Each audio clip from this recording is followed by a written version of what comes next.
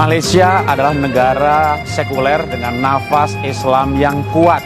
Makanya kita bisa melihat di sini gedung-gedung pun arsitekturnya diwarnai dengan warna-warna simbol-simbol atau ornamen Islam.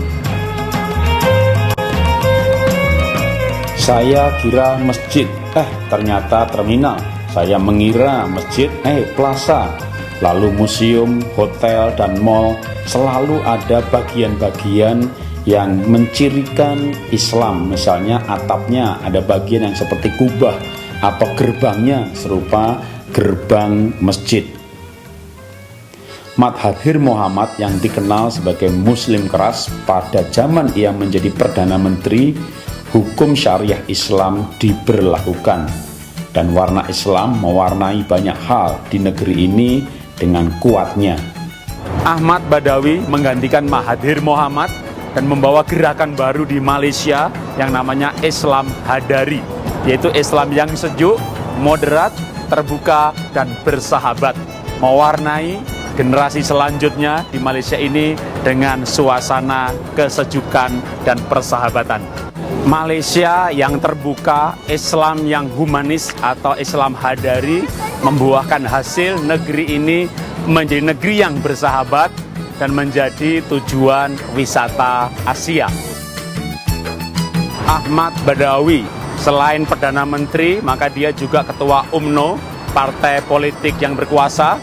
Dia Ketua Koalisi Barisan Nasional, tapi yang lebih bergengsi dia juga Ketua Umum OKI, Organisasi Muslim Dunia, dan juga Ketua Gerakan Non-Blok.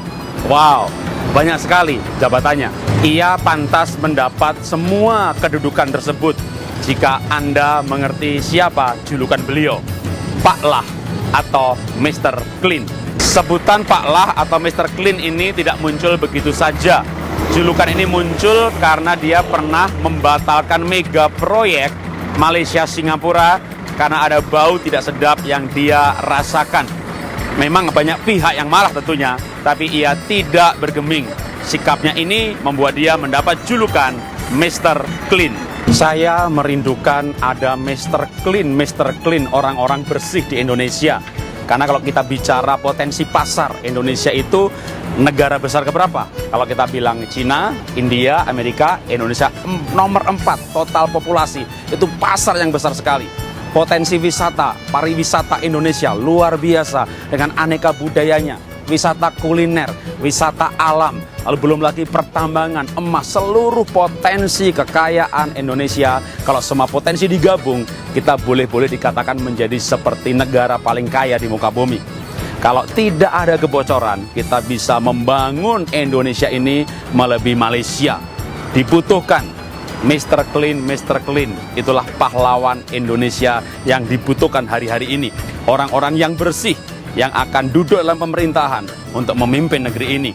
Ayo anak-anak muda, kita tampil menjawab tantangan zaman ini, menjadi Mr. Clean bagi Indonesia, supaya Indonesia bisa tampil sebagai bangsa yang bukan hanya mengalahkan Malaysia, tapi menjadi negara perkasa adidaya di bumi ini. Kita bisa. Salam dahsyat luar biasa.